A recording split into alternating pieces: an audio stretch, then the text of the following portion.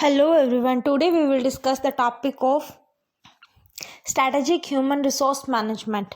हम इसमें strategic human resource management का प्रोसेस, इसके ऑब्जेक्टिव्स एंड और फीचर, और हम इसमें डिस्क्राइब करेंगे बीपीओ एंड केपीओ के बारे में। Meaning of strategic human resource management क्या होता है? Strategic human resource management is a process that help the human resource department maximise the potential of its workforce through strategic planning, talent management, leadership development, organizational design and performance management। आपको strategic के meaning से ही समझ आ रहा होगा कि strategic means कोई strategy बनाना, ठीक है, किसी चीज़ की प्लानिंग करना, ठीक है। स्ट्रैटेजिक का फर्स्ट पॉइंट क्या आ गया? Strategic planning. फिर हम जब प्लानिंग करते हैं तो हम उसमें टैलेंट को ढूंढते हैं, ठीक है। टैलेंट कैसे सर्च करते हैं हम? कि अगर हमने प्लान कर लिया तो हम ये देखेंगे अवेलेबल कौन सा पीपल है कि इस काम को कर सकता है और इंडिविजुअल है कि इस काम को अच्छे से हायर कर सकता है, ठीक है। फिर हम उसकी लीडरशिप देखेंगे कि किसके हाथ में हमें इसकी सारा सपोर्ट देना है, पावर किसको देनी है। फिर हम देखेंगे कि ऑर्गेनाइजेशनल का डिज़ाइन क्या है, यानी कि इसका स्ट्रक्चर कैसा है, कि किस तरीके का प्रोडक्ट हम बना रहे हैं और हम उसमें क्या क्या इनोवेशन कर रहे हैं, यानी इनोवेशन कर रहे हैं, हम उसको नए तरीके से डेवलप करने की कोशिश कर रहे हैं, ठीक है। फिर हम उसमें अपनी परफॉर्मेंस चेक करेंगे। वही होता है हमारा स्ट्रैटेजिक मैनेजमेंट का मीनिंग। अब हम बात करते हैं इसके प्रोसेस के बारे में। फर्स्ट पॉइंट है स्कैनिंग द एनवायरनमेंट, कि एनवायरनमेंट को स्कैन करना। ये थोड़ा लेंथी मैंने इसलिए लिया क्योंकि इस फर्स्ट पॉइंट से आप लोगों को ना बहुत कुछ समझने को मिलेगा। The process being with the scanning of environment, both the external and internal factor of the organization। यानी जो स्कैनिंग है, स्कैन करता है फैक्टर एनवायरनमेंट को, वो इंटरनल और एक्सटर्नल दोनों फैक्टर्स को ध्यान में रख के करता है, ठीक है। The external environment encompass the political, legal, technological, economic, social, culture focus that have a great impact on the functioning of the business। ये सारी जो एक्सटर्नल फैक्टर है वो आपकी सारी चीज़ों को कवर करता है, पॉलिटिकल को, लीगल को, टेक्नोलॉजिकल को, जो भी चीज़ है वो एक्सटर्नल एनवायरनमेंट के अंदर आती है। इंटरनल के अंदर क्या आता है? इंटरनल के अंदर आता है आपका पर्सनल एक्सपीरियंस, पर्सनल डाटा, ये चीज़ें इंटरनल के अंदर आती हैं, ठीक है। The internal factor include the organisation culture, hierarchy, business process, SWOT analysis, industrial relationship, etc. that had play a crucial role in performing the business operations। ये बहुत ही important रोल प्ले करता है किसी भी बिजनेस के ऑपरेशंस को करने के लिए, किसी भी बिजनेस में काम को करने के लिए। इंटरनल और एक्सटर्नल दोनों फैक्टर मिलकर ही काम करते हैं किसी भी बिजनेस में, ठीक है। ये जो हमें बताया गया स्वॉट एनालिसिस आप लोगों ने शायद पढ़ा होगा, नहीं पढ़ा? Strength, weakness, opportunity and threat.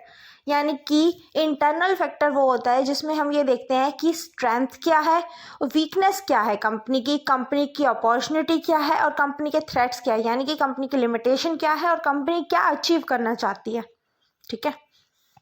Next point है हमारा identify source of competitive advantage, कि हम ये देखते हैं कि एक काम को करने से हमें दो फायदे कैसे हो, ठीक है। मेन एग्जांपल इसका हम कहें जैसे एक तीर से दो शिकार, हम कहते हैं ना। अगर हम एक काम करते हैं हम उससे दो फायदे कैसे ले सकते हैं? HR department can help in gaining the competitive advantage by conducting the effective training programme design to enrich the skill of the staff, कि अपने स्टाफ को साथ के साथ आइडेंटिफाई करते रहना, उनमें वो टैलेंट को सर्च करते रहना, ठीक है, उन्हें उस चीज़ की ट्रेनिंग प्रोवाइड कराते रहना और अपने काम को भी करते रहना।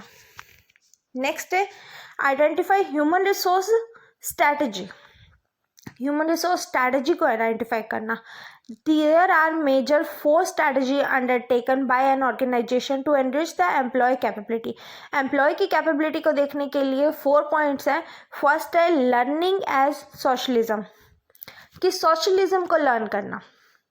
This strategy include the techniques and training course, coaching session, educational program to ensure that the employee abide by the rule, value and belief of an organization and are able to meet the performing target।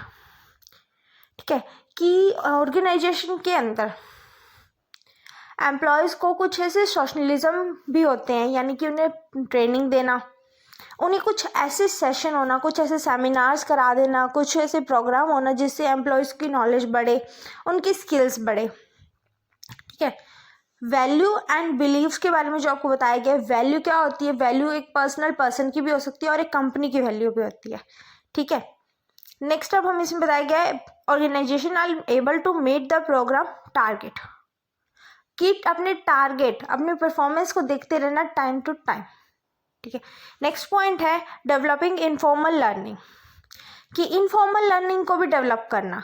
अब ये कैसे कर सकते हैं? This strategy help in making by employee aware of the learning opportunity and the career development.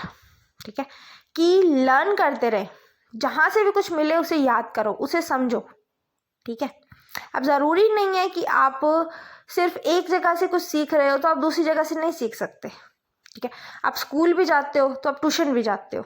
ठीक है, दो जगह पे अलग अलग काम हो रहा होता है, पर आप उन दोनों को अपने माइंड में सेट करते हो कि मुझे इस टाइम पे इस चीज़ को पढ़ना है और इस टाइम पे इस चीज़ का काम करना है।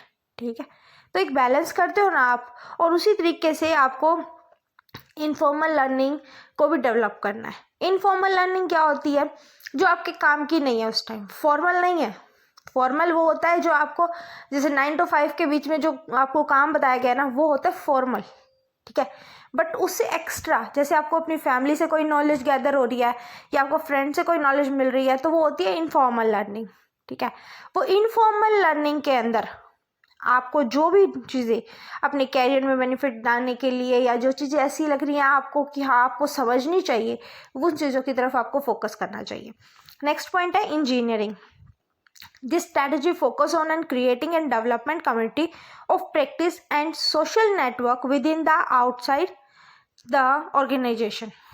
ठीक है, ऑर्गेनाइजेशन के अंदर और ऑर्गेनाइजेशन के बाहर का जो नेटवर्क होता है ना, वो बहुत क्लोजली रिलेशन में होता है। ठीक है, बट इसमें इंजीनियरिंग का मतलब है कि अपने आप को क्रिएट और डेवलप करते रहना टाइम टू टाइम, अपनी प्रैक्टिसेस को भी बढ़ाते रहना। अब आप शायद जब +2 में होंगे तो आपको प्रैक्टिकल क्वेश्चन मिलते होंगे, उस पर टीचर आपको कहते होंगे कि आप प्रैक्टिस करोगे ना तो आप इस क्वेश्चन को बहुत इजीली सॉल्व कर लोगे, अगर नहीं करोगे तो आपको ये समझ भी नहीं आएगा, चाहे आप मैथ के अंदर चाहे आप अकाउंट के अंदर। तो वही चीज़ आपकी कंपनी के अंदर भी आती है कि जब आप कोई काम को कर रहे होते हो तो आपको उसकी प्रैक्टिस पे मेन फोकस देना होता है, तभी आप कर पाते हो। नेक्स्ट पॉइंट है एम्पावर्ड इनफॉर्मल लर्निंग, और ये जो एग्जांपल मैं दे रही हूँ, ये एग्जांपल आप नोट डाउन करके आ सकते हो एग्जाम के अंदर। Okay, empowered informal learning. Through the strategy, the HR department focus on developing the learning environment such as knowledge about the new process, कि कोई कुछ नए प्रोसेस के बारे में लर्न करना, design of new work areas and the provisional of share space, कि आप वर्क एरियाज में भी आप ये देखो कि आपको कहाँ पे वर्क करना सुटेबल लग रहा है। ठीक है, कंपनी तो कंपनी, आप ये भी देखोगे उस कंपनी में भी आपकी पोजीशन क्या है, आपको उस चीज़ पे काम करना अच्छा भी लग रहा है या नहीं कर रहा, अपनी जॉब से सेटिस्फाई हो या नहीं हो, ये चीज़ें भी मैटर करती हैं। And the provisional of shared space, आपको अपना एक प्रोविजनल स्पेस मिल रहा है, यानी अपना एक पर्सनल स्पेस मिल रहा है जिसके लिए आप अपना काम कर रहे हो। ये नहीं है कि आप अपना काम करते हो वो काम कोई और प्रेजेंट कर देता है, ऐसा नहीं होता। ठीक है, नेक्स्ट पॉइंट है implementing HR strategy. HR strategy को इम्प्लीमेंट करना। Once the strategy has been deciding, the next step is to put it into the action। कि नेक्स्ट स्टेप होता है कि किसी भी स्ट्रैटेजी का जब आप प्लान कर लेते हो, इसे इम्प्लीमेंट कर लेते हो, तो उसमें आप क्या करते हो कि एक्शन लेना। ठीक है, कि उस काम को किस तरीके करना है आपने। The HR department can be implemented by considering the HR policies, plan, action and practices। उसकी प्लान प्रैक्टिसेस पर भी फोकस करना। नेक्स्ट पॉइंट है monitoring and evaluation. The final step in the strategy human resource management process is to compare the performance of HR strategy against the pre-established standard। आप strategy को ये देखोगे कि आपकी जो पहले चल रही स्ट्रैटेजी थी उसमें आप किस तरीके से वर्क कर रहे थे और जो अब हो रहा है उसमें किस तरीके से वर्क कर रहे हो। ठीक है, अभी नेक्स्ट पॉइंट है स्ट्रैटेजिक ह्यूमन रिसोर्स मैनेजमेंट, मैंने लिखा है बट आप इसमें फीचर्स या ऑब्जेक्टिव कुछ भी डाल के लिख के आओगे एग्जाम में, रोंग नहीं होगा आपका। मैं यहाँ पे लिखना भूल गई हूँ, ये मान लो, ठीक है। Strategy human resource management focus on various concept or objective in order to identify critical and complex issue, element of success related to manpower and make strategy decision that have a long term impact on the success and conduct of the organization। ठीक है, human resource management मैंने आपको बताया क्या होता है, strategic human resource management आपको बताया। अब इन दोनों के बीच में अब ये देखो कि एक कैसा रोल बनता है, ठीक है। दोनों के बीच में क्रिटिकल और कॉम्प्लेक्स इशू आते हैं, कुछ ऑब्जेक्टिव्स को लेकर आते हैं, क्योंकि ह्यूमन रिसोर्स मैनेजमेंट में आप क्या पढ़ते हो, आप ये पढ़ते हो कि जब पॉइंट आता है ह्यूमन रिसोर्स का कि वो किस तरीके वर्क करते हैं, अपनी जॉब से सेटिस्फाई है या नहीं है, इस चीज़ के बारे में आप पढ़ते हो। बस स्ट्रैटेजी के अंदर आप ये पढ़ते हो कि आप अपने वर्क को किस तरीके से इम्प्लीमेंट कर रहे हो, ठीक है। ये मैन पावर से रिलेटेड होता है, डिसीजन मेकिंग से रिलेटेड होता है, लॉन्ग टर्म डिसीजन लेना है या शॉर्ट टर्म डिसीजन लेना है उससे रिलेटेड होता है, क्योंकि जब भी आप डिसीजन लेते हो तो आप स्ट्रैटेजी बनाते हो, ठीक है। उस पूरी की पूरी चीज़ को आप क्या कहते हो, स्ट्रैटेजी कहते हो। कोई भी डिसीजन ले रहे हो आप, the success and conduct of the organization, it is not just a mirror of the present or the past। ये सिर्फ ज़रूरी नहीं है कि आप प्रेजेंट और पास्ट के लिए ले रहे हो, यानी कि पास्ट का डाटा उठा रहे हो और प्रेजेंट के लिए ले रहे हो, या आप फ्यूचर के लिए ले रहे हो जो भी डिसीजन ले रहे हो। स्मिथ ने 1982 में कहा है, it serves as a vehicle for the development of integrated strategy human resource management, कि बहुत सारे इंटीग्रेटेड आते हैं, ठीक है। उनके अंदर बहुत सारे डेवलपमेंट होते हैं, बहुत सारे चेंजेस होते हैं, वो सारे जो पॉइंट्स होते हैं ना वो स्ट्रैटेजी के अंदर आते हैं। स्ट्रैटेजी में आप इसका आगे मेरे पास एक प्लान है जिसके अंदर आप देखोगे कि वो किस तरीके से वर्क करता है। इसका फर्स्ट पॉइंट है overall objective. There should be an overall objective of the strategic human resource management, and for the purpose the concept of human resource should be clear। इसका ऑब्जेक्टिव क्या है कि पर्पस क्लियर होना चाहिए, चाहे employees को और चाहे कंज्यूमर को, ठीक है। कि वो प्रोडक्ट किस टाइप का है, जो भी एम्प्लॉय है वर्क कर रहा है उसको ये जो क्लियर होना चाहिए कि प्रोडक्ट किस टाइप का है, उसे किस तरीके से वर्क करते हैं, उस प्रोडक्ट का क्या प्राइसिंग है, किस तरीके से उस प्रोडक्ट की डिमांड है मार्केट के अंदर, ये सारी चीज़ आपको उसके अंदर समझ आती है। नेक्स्ट पॉइंट है strategic development process. This will be a process of strategy development in the organisation and there should be a clear description of concept of human resource. एक ये क्लियर डिस्क्रिप्शन है ह्यूमन रिसोर्स के बारे में बताने का कि जो ह्यूमन रिसोर्स है वो किस तरीके वर्क करता है। जब आप कोई चीज़ प्लान कर लेते हो, किसी चीज़ की स्ट्रैटेजी बनाते हो, उसे किस तरीके से इम्प्लीमेंट करते हो, किस चीज़ प्रोसेस में लाते हो। नेक्स्ट पॉइंट है effective connection. There should be regular communication system to ensure harmony of thought and consequence of human resource with the institution decision making process। कि नए नए डिसीजन लेने के बारे में बताना, एक हार्मोनिकल चेंज होता है उसके बारे में बताना। वो क्या होता है, वो ये होता है कि आप ये सोचते हो कि हम इतने टाइम से ये कर रहे हैं, अब अचानक कैसे चेंज करें, ठीक है। उस चीज़ के अंदर जब आपके माइंड में ये चीज़ आती है तो आप अपनी स्ट्रैटेजी को शायद चेंज करने की कोशिश करते हो, अपनी प्लानिंग को चेंज करने की कोशिश करते हो। नेक्स्ट पॉइंट है provide the challenges. Challenges provide कराता है। Human resource consider that take on the challenge of connecting the business need of the CEO office. कि नए नए चैलेंजेस आते हैं, एक CEO के आगे भी आते हैं और एक नॉर्मल एम्प्लॉय के आगे भी आते हैं। कि जब हम किसी भी बिजनेस को चला रहे हैं, नए नए ऑपरेशंस होते हैं, नए नए चैलेंजेस आते हैं। चैलेंज क्या क्या होता है, कई बार टेक्निकल चैलेंज आ जाता है तो कई बार एनवायरमेंटल चैलेंज आ जाता है। नेक्स्ट पॉइंट है responsibility and accountability. Strategic human resource management establish responsibility and accountability for the success level of human resource management of the organization। कि क्या उसकी रिस्पॉन्सिबिलिटी है और क्या अकाउंटेबिलिटी है, उसके बारे में जज करना। रिस्पॉन्सिबिलिटी क्या होता है कि जो भी एम्प्लॉय होता है उसको जो वर्क दिया गया है वो उस वर्क को लाइबल अच्छे तरीके से करे, वो उसकी होती है रिस्पॉन्सिबिलिटी। अकाउंटेबिलिटी होती है यानी कि वो किस तरीके से वर्क कर रखा है, उसकी एक्यूरेसी क्या है, उसकी कंसिस्टेंसी क्या है। नेक्स्ट है human resource management for business need, कि ये बिजनेस के नीड के अकॉर्डिंग किस तरीके से वर्क करता है। Strategic human resource management takes logical initiative for business resource management, कि नए नए इनिशिएटिव आना, नए नए इनोवेशन करना, वो ह्यूमन रिसोर्स मैनेजमेंट में एक बिजनेस की बहुत बड़ी नीड होता है। नेक्स्ट पॉइंट है environmental consider. Strategic human resource management is responsible for identify the various cost of different environments such as social, political, technological and economic, as well as determining the interrelation between them, where the organization is done business and with continue to do us। environment क्या consider करता है कि environment के अंदर कौन कौन सी change आ रहे हैं, कौन कौन सी चीज़ें हैं environment के अंदर जो आप determine करते हो, और किस तरीके से relation है environment के साथ, इंटर है या फिर आपका एक्स्ट्रा है। ठीक है, कि पॉलिटिकल में आप किस तरीके से वर्क कर रहे हो, इकोनॉमिक के अंदर आप किस तरीके से वर्क कर रहे हो, आपकी इकोनॉमिक ग्रोथ क्या है कंपनी की, आप किस तरीके से इकोनॉमी को प्रेजेंट करते हो, आप किस तरीके से अपने टेक्नोलॉजी को प्रेजेंट करते हो, आपकी टेक्नोलॉजी हाई लेवल की है या आपकी मीडियम लेवल की है, ये सारी चीज़ें आपकी उसके अंदर आती है। वैसे तो आपको ये पॉइंट बताने का मेरा आइडिया था, बट मैं एक्सप्लेनेशन इसलिए दे रही हूँ ताकि आपको थोड़ा बहुत इसे समझ आ जाए।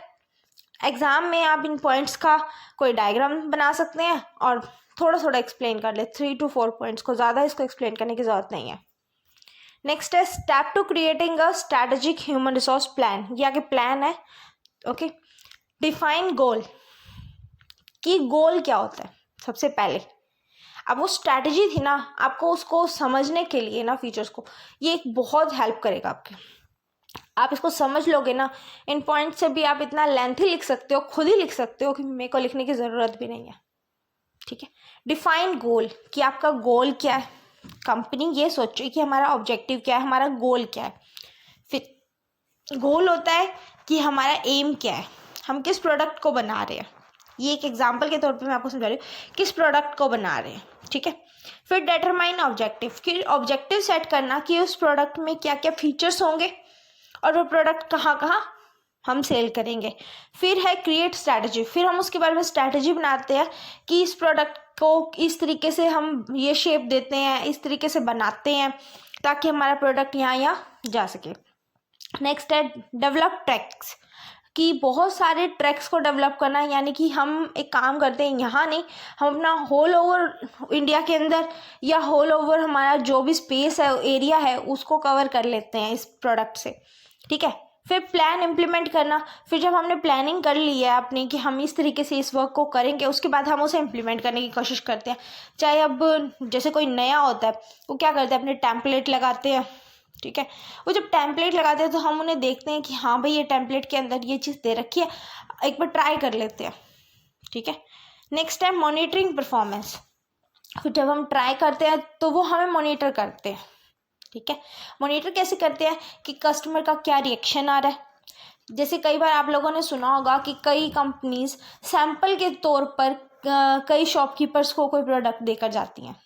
ठीक है, वो सैंपल किस लिए होता है, वो सैंपल ये होता है कि आप सेल करो और उससे हमें ये बताओ कि कस्टमर की क्या डिमांड है, क्या नीड है और कस्टमर इस प्रोडक्ट से कितना सेटिस्फाई है। कई बार आप लोगों ने देखा होगा कि हम शॉपकीपर के पास जाते हैं, शॉपकीपर आपसे ज़रूर पूछता है कि आपने वो प्रोडक्ट लेके गए थे, उस प्रोडक्ट के बारे में आपका क्या रिव्यू है। ठीक है, उसके लिए कंपनी ने बहुत सारे बीच में ब्रोकर छोड़ रखे होते हैं, मर्जर छोड़ रखे होते हैं। ठीक है, ताकि मतलब छोड़ रखे इन द सेंस कि बहुत सारे मर्जर, बहुत सारे ब्रोकर्स लगा रखे होते हैं इस वर्क को करने के लिए, जैसे कई एमआर्स भी होते हैं। नेक्स्ट है इवेल्युएट परफॉर्मेंस, फिर परफॉर्मेंस को इवेल्युएट करना कि लास्ट में हमें अल्टीमेट प्रॉफिट कितना हो रहा है और हम किस तरीके से वर्क कर रहे हैं। नेक्स्ट है, हम बात करें what is BPO, business process outsourcing. ठीक है, business process outsourcing is a kind of outsourcing in which the company outsource specific business process to third party service provide who can execute or implement those process on consumer behalf of for a cost, कि consumer के behalf पर third party से बात करना। The process could include payroll, HR technical support, marketing, document process etcetera. कि इस process के अंदर हम ये देखते हैं कि हमें कितना पेरोल है, यानी कितना हम पैसा यूज़ कर रहे हैं मेनली। फिर है HR टेक्निकल सपोर्ट, कि टेक्निक्स हमारी कितनी यूज़ हो रही है, मार्केटिंग के अंदर हम अपना कितना यूज़ कर रहे हैं। फिर हमारा डॉक्यूमेंट प्रोसेसिंग, डॉक्यूमेंट प्रोसेसिंग में हमारा कितना डाटा जा रहा है। मेनली इसके नाम से आपको समझ आ रहा है, बिजनेस प्रोसेस आउटसोर्सिंग, कि बिजनेस को प्रोसेस करने से जो जो आउटसोर्स निकल रहे हैं। ठीक है, types of business process outsourcing के अंदर आपका फर्स्ट पॉइंट है back office outsourcing. It involves outsourcing to internal business function like payroll, HR etcetera. कि पेरोल यानी कि उनको अपने एम्प्लॉयज़ को सैलरी पे करना, एक्स्ट्रा वर्क करते हैं तो उन्हें एक्स्ट्रा पे करना, कुछ बोनस दे देना। This is called back office as these function are not directly interact with customer or are not customer facing। ये जो हमारा फंक्शन है इसके अंदर हम कस्टमर को से डायरेक्ट डील नहीं करते, कस्टमर से फेस टू फेस हमारा इंटरेक्शन नहीं होता। These are critical business process required to keep a business running hands for frequently outsource. इसके लिए उसको क्या होता है, कंपनी को नीड होती है कि भाई बहुत सारे कहीं बाहर के मर्जर मिल जाएं, कोई ऐसा होलसेलर हो, कोई ऐसे रिटेलर्स हो जिनसे हम पैचअप कर लें कि जिसकी वजह से क्या हो, हमारे प्रोडक्ट की डिमांड बढ़ जाए मार्केट के अंदर। नेक्स्ट पॉइंट, और आप लोगों ने कभी ये भी देखा होगा कि जो कई शॉपकीपर्स ऐसे होते हैं, आप प्रोडक्ट कुछ और मांगते हो, वो कहते हैं नहीं ये प्रोडक्ट सेम ही है और ये इससे अच्छी क्वालिटी में है, इससे अच्छी क्वांटिटी में है और थोड़ा लेस प्राइस है, तो आप लोग कहते हो हाँ बिल्कुल दे दो। ठीक है, तो वो चीज़ भी आप लोगों को ये किस चीज़ में होती है, बैक ऑफिस आउटसोर्सिंग के अंदर आती है। नेक्स्ट पॉइंट है front office outsourcing. It involves outsourcing to customer related process like technical supports, maintenance. ये फ्रंट ऑफिस है, यानी कि ऑफिस के अंदर क्या क्या काम हो रहा है, क्या क्या चेंजेस आ रहे हैं उसके बारे में। These front office process are many time very closely monitoring as the represent the company image to the customer. कि कस्टमर से कंपनी की इमेज बहुत ही क्लोजली रिप्रेजेंट होती है। कैसे होती है वो आप ये कह सकते हो कि outsourcing such is process has to be through analysing through paper proper quality control and training. कि कंपनी का क्वालिटी कंट्रोल कैसा है, कंपनी के वर्कर्स की ट्रेनिंग कैसी है, उसके थ्रू भी आप लोगों के पास आ सकते हैं। जैसे कई लोग अपने प्रोडक्ट की एडवर्टीजमेंट कर लेते हैं, एडवर्टीजमेंट नहीं करते तो वो कुछ ऐसा प्रेजेंट करते हैं जिसकी वजह से आप लोगों को उस प्रोडक्ट के बारे में बहुत अच्छे से पता लग जाता है। ठीक है, नेक्स्ट है ऑफ शोर outsourcing. When the work is contracted to a company that does not reside in the same country, India and China have emerged as popular destination for offshore outsourcing। ठीक है, कि बहुत सारी कंपनीज सेम नहीं होती, जैसे कि कंट्री सेम नहीं होती, इंडिया और चाइना के बीच में बहुत सारे चेंजेस हैं, बट अगर वो एमर्ज हो जाते हैं, ठीक है, उनका डेस्टिनेशन एक हो जाता है उस काम को करने के लिए, तो उसे हम कहेंगे offshore outsourcing. Near and near show outsourcing, when the work is contracted to a company that reside in the neighbor country or country which is near or in same contingent। ठीक है, कंपनी जो है वो same contingent यानी same product बनाती है, ठीक है, पास में है, और कंट्री जो है वो हमारी नेबर कंपनी है। ठीक है, if work is beside does it in America, US और कनाडा कैन बी नियर शोर। मतलब यूएस और कनाडा जो है वो पास ही क्लोज रिलेशन है उन कंट्रीज का। ठीक है, नेक्स्ट है on shore outsourcing. When the work is contracted to a company that in the same country और perform the work in the same country as the client consumer. On shore के अंदर आपको ये बताया जाता है कि जो कंपनीज हैं वो वर्क कर रही हैं और जो कंट्री है वो भी मान लो सेम है। ठीक है, क्लाइंट्स भी सेम है। अब एक गुड डे और एक पार्ले कंपनी है, ठीक है, आप एग्जांपल लो तो दोनों एक ही जगह की इंडिया की कंपनी है। एक एग्जांपल के लिए बता रही हूँ, तो अगर वो दोनों इंडिया की कंपनी है और इंडिया में ही प्रोडक्ट उनका सेल हो रहा है तो उनके क्लाइंट्स भी सेम हुए, उनके कस्टमर की सेम हुए। ठीक है, तो ये हो जाता है ऑन शोर आउटसोर्सिंग। नेक्स्ट हम बात करते हैं मीनिंग ऑफ KPO, यानी कि knowledge process outsourcing. Contract out knowledge-based work to qualified subject matter experts. Company utilize KPO when they are looking for specialized knowledge and expertise, and when they have a shortage of skilled professional on staff. इसके point से आपको समझ आ रहा होगा कि knowledge process outsourcing क्या है। Knowledge को प्रोसेस करना, अपनी नॉलेज को बढ़ाना, फिर उसे आउटसोर्सिंग यानी कि उसे इम्प्लीमेंट करना, उसे लोगों के सामने प्रेजेंट करना। ठीक है, अब आपको इसकी लास्ट लाइन मैं बता देती हूँ कि specialised knowledge and expertise and when they have a shortage of skill performance on staff. जिसके पास स्किल्स की नॉलेज की कमी है उनमें बांटना, उनको देना उस चीज़ की नॉलेज, एक्सपर्टीज उन्हें प्रोवाइड कराना। ठीक है, जो एक्सपर्ट्स होते हैं कंपनी के वो इस काम में भी बहुत ज़्यादा इम्प्लीमेंट होते हैं कि भाई वो जिन वर्कर्स के पास इस चीज़ की नॉलेज नहीं है उन्हें उस चीज़ की नॉलेज प्रोवाइड कराना। ठीक है, इसके types of KPO services, type कौन कौन से हैं नॉलेज प्रोसेस आउटसोर्सिंग के। फर्स्ट है फाइनेंशियल कंसल्टेंट, कि कंपनी के अंदर एक फाइनेंशियल कंसल्टेंट होता है। वो क्या काम करता है कि फाइनेंस रिलेटेड जितनी भी प्रॉब्लम्स होती है या जितना भी डाटा होता है उसके पास जाता है और वो उस पर वर्क करता है। नेक्स्ट है research and development. Her company के अंदर एक रिसर्च एंड डेवलपमेंट होता है, R&D फैसिलिटी होती है कि हम टाइम टू टाइम उसमें सर्च करते रहते हैं कि हम किस तरीके से वर्क कर रहे हैं, हमारा डाटा क्या है, हमारी लास्ट ईयर की क्या प्रेजेंट थी और हम इस ईयर की इस तरीके से अपना रिव्यू दे रहे हैं एंड नेक्स्ट ईयर हम क्या करेंगे, हमारा टारगेट क्या होगा। नेक्स्ट है बिजनेस ऑपरेशंस। बिजनेस के अंदर डेली टू डेली ऑपरेशंस होते रहते हैं, उन सबको मैनेज करना। नेक्स्ट है टेक्निकल एनालिसिस, कि जो भी टेक्निक्स को यूज़ करना। ठीक है, जैसे कई आपकी अकाउंट के अंदर टेक्निक्स आती हैं, फॉर्मूलाज आते हैं, वो सारे के सारे कंपनी के अंदर इम्प्लीमेंट होते हैं। आपकी स्टैट के अंदर जैसे मीन, मॉड, मीडियन आता है, वो टेक्निक्स है। नेक्स्ट पॉइंट है इन्वेस्टमेंट, कि कहाँ इन्वेस्ट करें। ठीक है, ये भी एक नॉलेज का पार्ट है कि आपको कहाँ इन्वेस्ट करना है। नेक्स्ट है लीगल, अगर आपकी कंपनी में कोई ऐसा वर्क हो रहा है जो आपको लग रहा है इलीगल है तो आपको अपने लॉयर से सलाह लेनी है, तो वो लीगल फैसिलिटी के अंदर आता है। या कंपनी पूरी तरह से लीगल है, कंपनी के वर्क सारे लीगल चल रहे हैं, उसके लिए भी आपको एक लॉयर हायर करना चाहिए, हर कंपनी के अंदर होता है।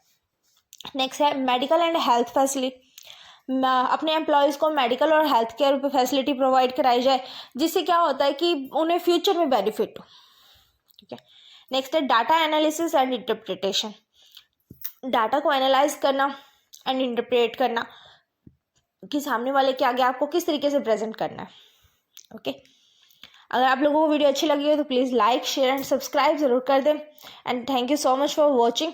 एंड मैं आप लोगों को एक चीज़ और बता दूँ कि अब आप लोगों के पार्ट्स वाइज आएंगे और उससे क्या होगा कि आपका पूरा सिलेबस मैं बहुत जल्दी कवर करने की कोशिश करूँगी। एंड उसमें एक चीज़ और है कि आपके जब आपका सिलेबस कवर हो जाएगा तो सारी यूनिट्स के एग्जाम नोट में आपको बना कर दे दूँगी। Thank you so much for watching.